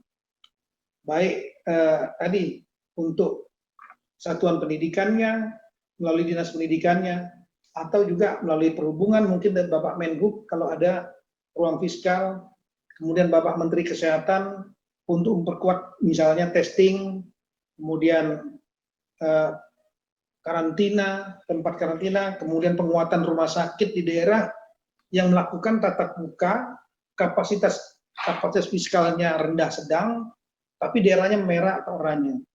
Nah, ini data yang nanti kami akan susun segera, dan setelah itu akan kami serahkan kepada Bapak Mendikbud, Bapak Menteri Kesehatan, Menteri Perhubungan juga kami akan sampaikan. Meskipun Bapak Menteri Perhubungan tidak masuk dalam SKB ini. Kami kira demikian. Terima kasih.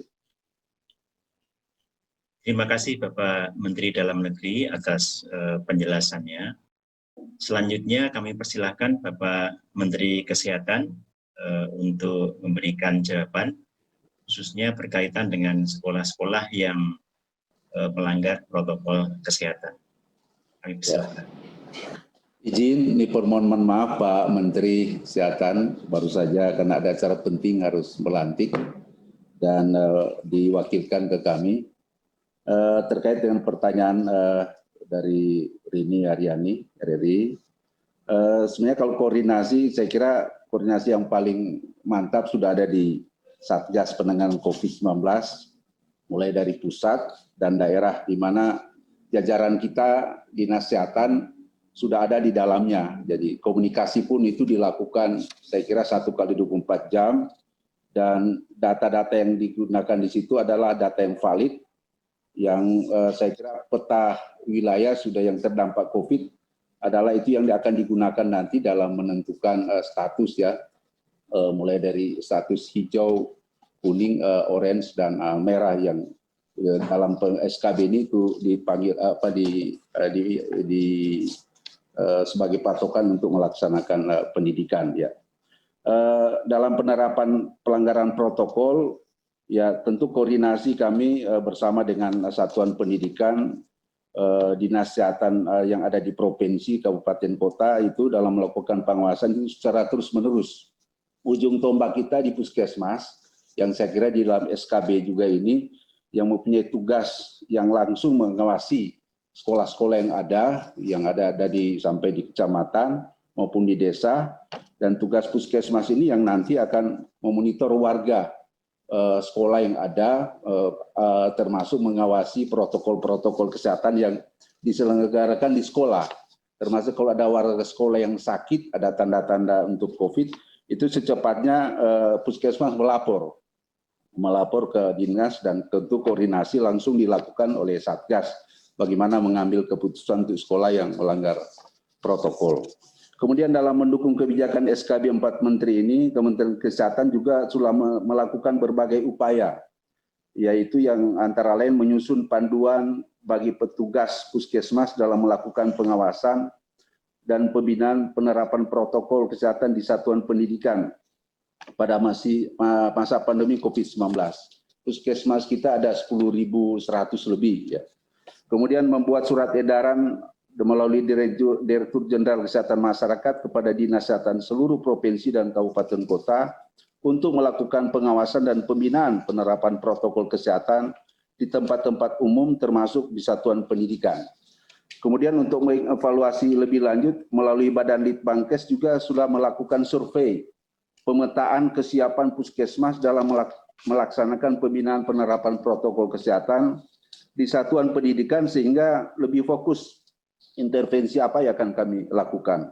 Kemudian bersama dengan Dinas Kesehatan Provinsi dan Kabupaten Kota terus-menerus melakukan sosialisasi yang masif ke puskesmas mengenai pengawasan dan pembinaan penerapan protokol kesehatan di satuan pendidikan. Saya kira untuk sementara itu yang dapat kami sampaikan terkait dengan pertanyaan yang dari RRI. Terima kasih.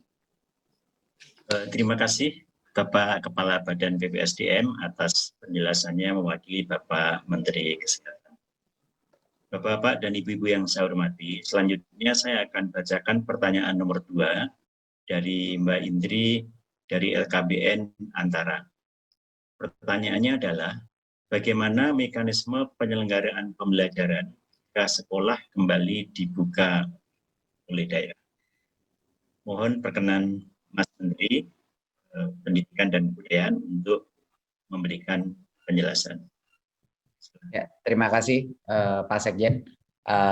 Pertama harus saya ingatkan dulu bahwa tadi memang kita tidak membahas detailnya mengenai perguruan tinggi, tetapi bisa saya umumkan bahwa perguruan tinggi juga akan ada perlakuan pembolehan sekolah tatap muka, tetapi protokol kesehatan dan daftar periksanya dan lain-lainnya itu akan ditetapkan selanjutnya dalam waktu yang dekat oleh Dirjen Pendidikan Tinggi, ya Dirjen Dikti kita. Jadi mohon bagi perguruan tinggi, aturan pelaksanaan tatap mukanya semester berikutnya ditunggu detailnya dari Dirjen Dikti. Tapi tetap akan juga diperlakukan pembolehan melakukan tatap muka. Jadi itu adalah untuk perguruan tinggi. Bagi teman-teman mahasiswa dan dosen guru, jangan cemas bahwa ini bukan hanya untuk sekolah dasar, tapi juga buat perguruan tinggi. Tetapi detail protokol kesehatannya dan daftar kesiapannya itu nanti akan diatur oleh Dirjen Dikti. Sekarang untuk sekolah dasar dan menengah, bagaimana mekanisme penyelenggaraan pembelajaran. Jadi yang pertama izinnya dulu. Izinnya dulu seperti yang kita bilang, kita ulang lagi ada 3 pihak. Satu adalah Pemda ya dan kepala dinas tentunya. Keduanya adalah kepala sekolah dan ketiganya adalah komite sekolah yaitu perwakilan orang tua. Tiga-tiga ini harus setuju baru boleh mulai proses pembukaan tatap muka. Yang kedua adalah nanti daftar periksa atau checklistnya. Yang tadi 6 butir yang sudah saya sebutkan sebelumnya. Dan tentunya pada saat masuk sekolah, bagaimana penyelenggaraannya, pemerintah daerah itu bisa melaksanakannya, tergantung dia bisa melakukan secara serentak, kalau dia merasa daerahnya sudah cukup aman, dia bisa melakukannya secara bertahap, ada kecamatan atau desa yang menurut dia lebih aman, mulai dengan itu dulu, itu adalah kewenangannya pemerintah daerah. Dan yang terakhir adalah tahap yang terpenting adalah pada saat mulai melakukan tatap muka, protokol kesehatan itu adalah harga mati, ya harus dilakukan protokol kesehatan. Tidak boleh sekolah seperti normal, harus cuma setengah kapasitas daripada murid yang boleh masuk di satu saat, sehingga harus melakukan shifting atau rotasi kelas. Semua harus pakai masker, ada standar-standar jaga jarak 1,5 meter antara masing-masing murid, dan sama sekali seperti yang dibilang Pak Tito tadi, sama sekali tidak ada aktivitas-aktivitas yang bukan belajar di kelas. Tidak boleh ada kantin yang buka, tidak boleh ada ekskul yang dilaksanakan di saat itu. Jadinya ini adalah bukan normal, ini adalah new normal yang sangat berbeda dari sekolah sebelumnya. Ini mohon ditekankan, kali-kali saya ulang ini agar ditekankan, agar jelas. Saya rasa sekian yang bisa saya bilang, Pak Sekjen. Saya kembali. Terima kasih Mas Menteri. Selanjutnya untuk penyelenggaraan pembelajaran di madrasah, kami persilahkan Bapak Menteri Agama untuk memberikan. Terima kasih. Pada prinsipnya sama saja. Yang utamanya tentu saja protokol kesehatan tetap ditegakkan. Nah, karena menyesuaikan dengan protokol kesehatan berarti ada sedikit-sedikit penyesuaian, misalnya jumlah orang dalam kelas, kemudian mesti tetap memakai masker dan lain sebagainya. Jadi menurut saya itu pada dasarnya sama saja sebagaimana yang telah dijelaskan tadi. Saya hanya menggarisbawahi bahwa peran orang tua sangat signifikan. Orang tua betul-betul memesankan kepada anaknya, berangkat dari rumah sampai ke sekolah, sampai di sekolah, pulang dari sekolah juga langsung pulang ke rumah. Jangan singgah-singgah di jalan di mana-mana. Dan mungkin kita bisa aktifkan juga kalau di antara sekolah dengan di antara rumah dan sekolah itu ada pasar misalnya atau ada mal-mal, kita bisa juga bantu pesankan kepada satpam-satpam di sana. Kalau ada anak sekolah, jam sekolah, sehingga di situ segera disuruh pulang saja supaya dia tidak ketularan.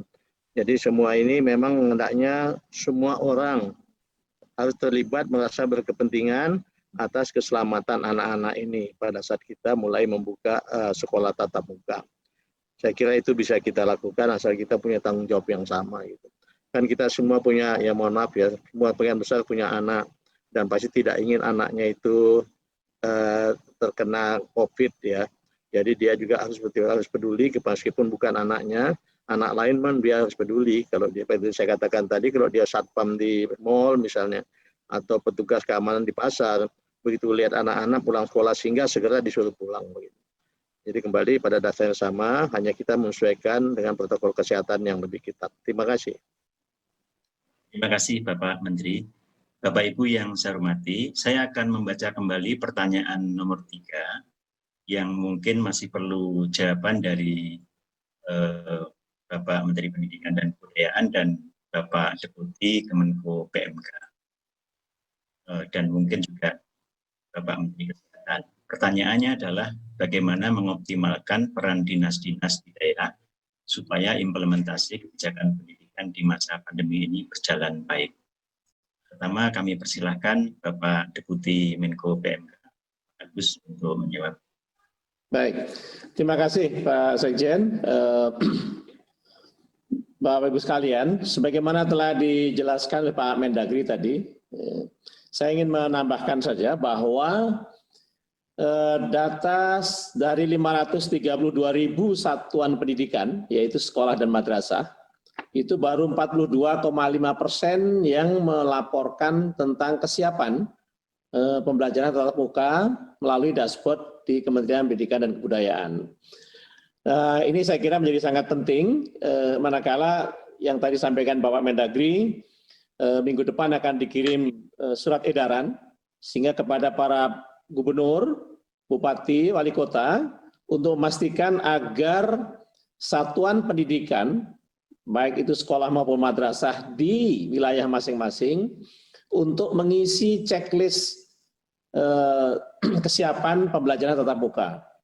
Karena hanya dengan cara seperti itu, maka Kepala Dinas Pendidikan, Kabupaten, Kota, Provinsi, bersama-sama dengan Kanwil Kementerian Agama dan Kantor Departemen Agama Kabupaten Kota, akan bisa melakukan evaluasi dan memberikan rekomendasi. Karena sifatnya berjenjang. Jadi supaya ini optimal, maka memang langkah yang pertama, sekolah harus aktif mengisi kesiapan itu, dan dinas-dinas harus memastikan dari 57,2% ini di wilayah masing-masing satuan pendidikan mana yang belum melaporkan. Dan ini tentu saja nanti penekanannya akan dituangkan dalam bentuk surat edaran yang telah disampaikan oleh Pak Mendagri tadi. Dengan cara seperti ini, maka waktu 1 bulan ini diharapkan bisa diselesaikan, sehingga nanti dinas kabupaten, kota, dan provinsi bisa memberikan rekomendasi pada sekolah kapan pembelajaran ini bisa dilakukan. Dan bagi sekolah ataupun madrasah yang oleh dinas setempat dipertimbangkan belum bisa dibuka, maka tentunya akan segera melakukan perbaikan apa-apa saja yang perlu dilengkapi. Tentu saja ini rekomendasi akhir ada di gugus tugas atau satuan tugas COVID-19 provinsi ataupun kabupaten kota. Jadi saya kira melalui kerjasama yang baik antara Kemdikbud dan Kemdagri, saya yakin insya Allah SKP 4 Menteri ini akan bisa dilaksanakan dengan baik. Demikian Pak Sekjen, terima kasih. Assalamualaikum warahmatullahi wabarakatuh. Waalaikumsalam warahmatullahi wabarakatuh. Terima kasih Bapak Deputi. Selanjutnya kami persilahkan Mas Menteri untuk memberikan jawaban atau penjelasan mengenai upaya mengoptimalkan peran dinas-dinas. Betul. Mungkin kalau boleh Pak Sekjen, saya tambahkan sedikit tadi komen dari Pak Deputi Kemenko, bahwa patut saya ingatkan bahwa dana BOS itu sudah kebijakannya adalah bisa digunakan untuk semua protokol kesehatan untuk memenuhi daftar periksa dan protokol kesehatan sekolah tatap muka. Sekali lagi saya ulangi, dana BOS karena sudah direlaksasi bisa digunakan kepala sekolah untuk semua kepentingan preparasi untuk memenuhi kriteria sekolah tatap muka, daftar periksanya yang saya sebutkan tadi. Jadi itu harus mohon diketahui bagi semua kepala dinas, bagi semua kepala daerah, bahwa itu kepala sekolah punya kebebasan untuk bisa mengalihkan dana BOS tersebut untuk mempersiapkan untuk sekolah tatap muka agar mereka memenuhi daftar periksa itu. Untuk menjawab pertanyaan mengenai peran-peran dinas, Kemendikbud dengan SKB maupun tidak SKB kami selalu berkoordinasi dengan Kemendagri senantiasa agar kebijakan di pusat itu benar-benar sampai di daerah.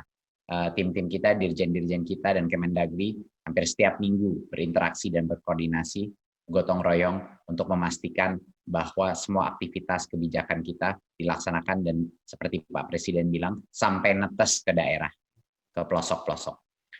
Dan komunikasi kepada dinas pendidikan itu rutin yang kami lakukan, bukan hanya dengan SKB tapi berbagai macam agenda dan program kita. ya, mulai dari sosialisasi, berbagi praktek baik, dengar pendapat dan masukan, sampai hal-hal yang berhubungan dengan teguran mengenai disiplin dan lain-lain, itu selalu kami melakukannya dengan pemerintah daerah. Tapi kunci daripada kesuksesan ini, kunci kepada menjaga keamanan adalah disiplin. Disiplin. Pesan utama saya terakhir sebelum saya menyelesaikan jawaban ini adalah jangan sampai kendor. Jangan sampai sekolah-sekolah ini menjadi klaster COVID barunya. Kita tidak mau meresikokan generasi anak-anak kita yang tidak melakukan pembelajaran yang optimal, tapi kita tidak juga ingin meningkatkan klaster-klaster COVID yang ada. Jadinya benar-benar para dinas, baik kesehatan, gugus tugas, dan juga pendidikan harus berkolaborasi dengan dukungan dari kementerian-kementerian di pemerintah pusat untuk memastikan bahwa semua protokol kesehatan itu benar-benar terlaksanakan. Ya, jadinya baik kepala sekolah, guru, dan orang tua harus berpartisipasi untuk memonitor sistem ini. Kalau mereka menginginkan sekolah tatap muka, mereka juga harus berpartisipasi dalam monitoring, memastikan keamanan anak-anak mereka terjamin. Terima kasih. Terima kasih, Mas Menteri. Selanjutnya dari Bapak Menteri Kesehatan atau yang mewakili Bapak Kepala Badan, mohon bisa memberikan penjelasan atau tambahan penjelasan mengenai upaya optimalisasi peran dinas-dinas di daerah untuk pelaksanaan. Baik, terima kasih Pak Sekjen. Saya kira untuk mengoptimalkan peran dinas kesehatan di daerah, prinsipnya Kementerian Kesehatan tentu berkomitmen kuat sekali di dalam mendukung kebijakan pembelajaran tatap muka ini dengan melakukan penguatan-penguatan kesiapan layanan kesehatan, termasuk bagaimana kami memfasilitasi dinas kesehatan provinsi dan kabupaten kota dalam memperkuat puskesmas, karena ujung tombaknya itu yang melakukan pengawasan langsung itu puskesmas, sehingga itu harus kita perkuat puskesmas. Kemudian sistem informasi yang terus dilakukan dengan daerah melalui pusat, saya kira koordinasi yang paling kuat di daerah itu ada di kepala daerah dan baik di provinsi maupun di kabupaten kota untuk melakukan koordinasi antar dinas yang ada, baik dinas kesehatan maupun dinas pendidikan dan dinas lainnya. Tentu informasi-informasi yang paling penting adalah informasi yang tentu yang berbasis real time yang dilakukan melalui pengawasan dan evaluasi yang dilakukan oleh puskesmas berjenjang sampai ke dinas kesehatan. Nanti dinas kesehatan akan terus melaporkan ke pusat dan mungkin melalui gugus tugas untuk mengambil keputusan apakah misalnya ada yang positif satu warga sekolah, bagaimana melakukan cara cepat tracer, tentu keterlibatan juga guru, orang tua itu kalau ada yang positif tentu sangat penting sekali segera dilakukan tracing sehingga akan mengambil keputusan bagaimana untuk kelanjutannya sekolahnya, apakah masih tatap muka dan seterusnya. Saya kira yang paling penting sinergitas antara institusi dan lembaga yang ada di daerah, provinsi maupun kabupaten kota yang harus dikuatkan untuk melakukan terus sosialisasi daripada SKB 4 Menteri ini. Saya kira demikian sementara Pak Sekjen, terima kasih. Terima kasih Bapak Kepala Badan. Bapak-bapak dan ibu-ibu yang saya hormati, kita telah menyelesaikan baik sesi penjelasan dan arahan dari Bapak-bapak Menteri dan Kepala BNPB maupun sesi tanya jawab, dan semua pertanyaan telah mendapatkan penjelasan dengan sangat baik dan sangat lengkap. Kami menyampaikan penghargaan dan terima kasih kepada Bapak Kepala BNPB, Mas Menteri, Bapak Menteri Dalam Negeri, Bapak Menteri Agama, Bapak Menteri Kesehatan, dan juga Bapak Deputi Menteri Koordinator PMK yang telah berkenan memberikan arahan dan menjawab semua pertanyaan. Dan dengan demikian, acara penjelasan dan arahan mengenai surat keputusan bersama 4 Menteri telah selesai dilaksanakan. Kami menyampaikan terima kasih kepada Bapak Ibu atas perhatiannya dan juga kami minta maaf apabila ada hal yang kurang berkenan dalam membawakan acara. Demikian dengan mengucapkan alhamdulillahirrahmanirrahim, kita tutup. Wassalamualaikum warahmatullahi wabarakatuh.